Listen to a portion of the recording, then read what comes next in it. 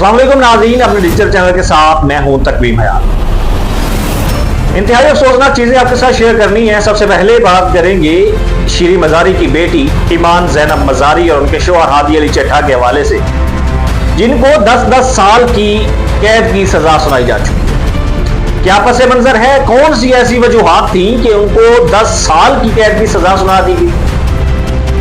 जी हां, मुतनाज़े tweets case. ईमान ज़ैनब मजारी और उनके शहर हादी अली चट्टा जो है वो रियासत के खिलाफ कुछ ऐसी सरगर्मियों में मुलव्वस थे जो रियासत के खिलाफ थी।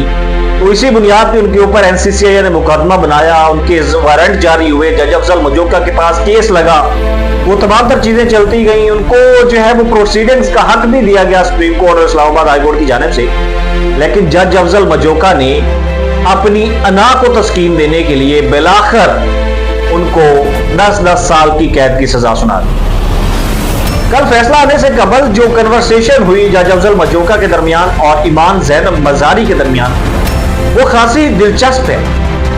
लेकिन उससे पहले जो गिरफ्तारी के मनाजिर थे, मैं आपको एक दफा दोबारा बयान कर देता हूं। ईमान ज़ैनब मजारी इस्लामाबाद बार एसोसिएशन की गाड़ी में अपने शोहर के साथ इस्लामाबाद हाई कोर्ट से जिला कचहरी की जानिब जा रही थी कि रास्ते में उनको जो है वो रोका जाता है, उनको उठाया जाता है, गाड़ी से निकाला जाता है। और सबसे जो अफसोसनाक और शर्मनाक अमल था वो ये था कि ईमान मजारी को एक मर्द पुलिस एहलकार नेफे से और गर्दन से पकड़ के गाड़ी से खींचता है और पुलिस वेन के अंदर डालता है। उसके बाद उनको अडियाला जेल मुंतकिल कर दिया जाता है। उसके बाद क्या होता है, नेक्स्ट डे पे जज अफजल मजोका की अदालत पे वीडियो लिंक के जरिए उनको पेश किया जाता है। तो ईमान मजारी वहां पे कन्वर्सेशन करती हैं जो कि इस पाकिस्तान की अवाम के लिए एक पैगाम है। वो पूछती है कि क्या अदालत के अंदर मीडिया है? तो उनको बताया जाता है जी है। तो उसके बाद वो कुछ क्लेम करती हैं। वो कहती हैं कि उनको जेल के अंदर टॉर्चर किया गया, उनको फिजिकल टॉर्चर किया गया, उनको खाना और यहां तक कि पानी भी नहीं दिया गया। उनका जुर्म क्या है? जुर्म है मुतनाज़े ट्वीट्स। वो लोग जो इस वक्त जेलों के अंदर बंद है, खासकर ईमान मजारी, इमरान खान, यास्मीन राशिद, फलक जवेद, सनम, ये वो लोग हैं जो हकीकत की बुनियाद पे चीजों को सामने रखते हैं, आईना दिखाते हैं। अब ईमान मजारी के ऊपर मुकदमा यही है कि उसने रियासत मुखालिफ सरगर्मियों में हिस्सा लिया और ट्वीट्स की। एनसीसीआई ने अपनी कार्रवाई दिखाई और इसके ऊपर एक शर्मनाक ट्वीट आई है हमारे इंफॉर्मेशन मिनिस्टर अताउल्लाह तारड़ साहब की। वो कहते हैं कि जो बोया वही काटोगे, और पीका का पहला सरकारी और हतमी नतीजा। मुझे इंतहाई अफसोसनाक तरीके से ये चीजें आपके साथ शेयर करनी पड़ रही हैं कि हमारे एक फेडरल मिनिस्टर जो इस वक्त हमारे मुल्क का एक सरमाया है, जो हमारे मुल्क को चलाने में जो है पेश है, वो इस तरह की जाती दिलचस्पी की बुनियादों पे इस तरह के ट्वीट्स करते हुए नजर आते हैं। और ये बात तो आप लोगों को वाज़ेह होनी चाहिए कि पाकिस्तान के अंदर कानून का और आइन का बाकायदा तौर पर जनाजा पढ़ा दिया जा चुका है। ईमान मजारी ने जज अफजल मजोका को कहा कि आप तो हो ही नौकरी करने वाले, आप तो हो ही गुलाम। उसके बाद उन्होंने वीडियो लिंक बंद किया, वहां से उठ के चली गई। तो जज अफजल मजोका ने कहा कि ठीक है, फिर आप वेट फॉर ऑर्डर करें, और अपने चैम्बर में चले गए। और उसके बाद 10-10 साल की उम्र कैद की सजा सुना दी गई। यकीनन ये जो सजा सुनाई गई है, ये अपर कोर्ट में जब जाएंगे, चैलेंज होगी, तो ये खत्म हो जाएगी। कोई इतना बड़ा केस नहीं है, इतना बड़ा मुकदमा नहीं है। लेकिन इस मुकदमे में चंद दिन कबल इसी अदालत में ईमान मजारी ने एक रिक्वेस्ट की थी जज साहब से।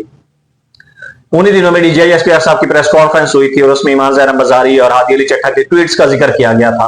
और ईमान मजारी की जानिब से यह दावा किया गया, क्लेम किया गया कि डीजीआईएसपी साहब को अदालत में बतौर गवाह बुलाया जाए। लेकिन उसके बाद हालात बदल गए, जज्बात, ख्यालात, एहसासात और यहां तक कि मुल्क का कानून भी बदल गया। अब जनाब आगे चले, ये चीजें महज व्यूज के लिए नहीं है, ये महज आपकी तवज्जो हासिल करने नहीं है। ये चीजें इस वक्त इस्लामी जमहूरिया पाकिस्तान के अंदर एक बड़ा अलमिया है।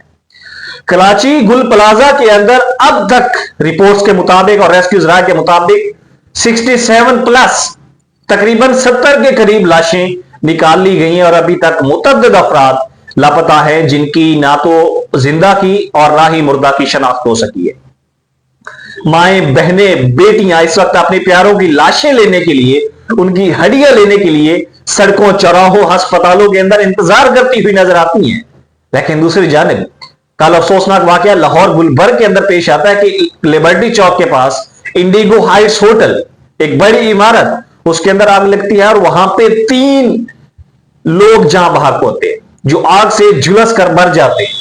ये इस वक्त इस्लामी जमहूरिया पाकिस्तान के अंदर आग लगी हुई है, लेकिन अफसोस कि हमारे वो लोग जो इस मुल्क को चलाते हैं, वो बजाय इसके कि इन चीजों की जानिब तवज्जो दे, वो सियासी पॉइंट स्कोरिंग की जानिब बढ़ते हुए नजर आते हैं।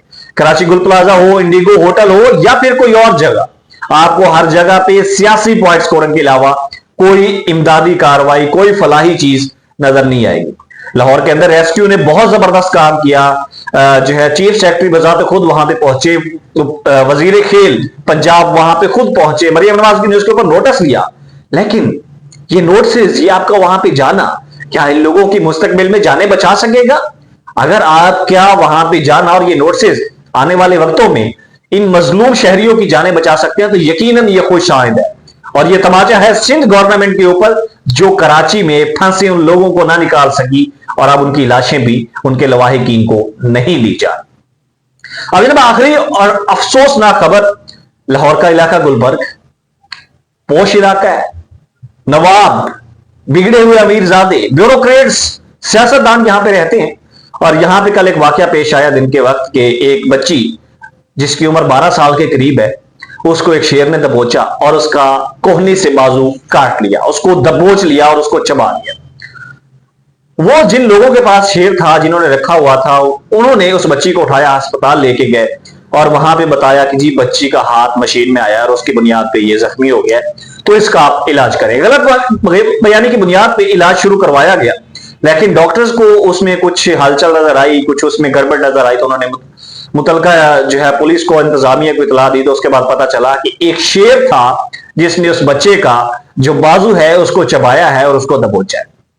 ये पिछले चंद एक दिनों के अंदर तीसरे से चौथा वाकया, अभी हालिया 2-3 दिनों के अंदर ये दूसरा वाकया है, लेकिन इससे पहले भी पंजाब के अंदर ये वाकयात रूनुमा होते आए।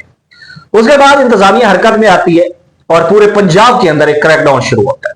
अब तक की इतलात के मुताबिक तकरीबन 10 लोगों को गिरफ्तार कर लिया गया है और 70 के करीब शेरों को जो है वो हिरासत में ले लिया गया है।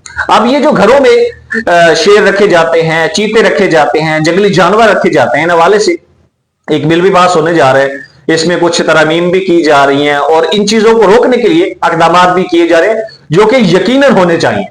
लेकिन इन सारी चीजों के बाद सवाल एक ही है कि क्या ये जो मजलूम शहरी, ये जो मजलूम अवाम है, इनके बच्चों का कोई हक नहीं है कि ये खुलेआम सड़कों और चौराहों पे जा सके? क्या इन लोगों का कोई हक नहीं है कि ये खुलेआम पाकिस्तान की हवा में सांस ले सके? नाज़रीन इकराम, मैं अपने इन चंद सवालों के साथ आपसे इजाजत चाहता हूं। मजीद तफसीलात और चंद अहम खबरों के साथ आपके पास दोबारा हाजिर होंगे। अल्लाह हाफिज।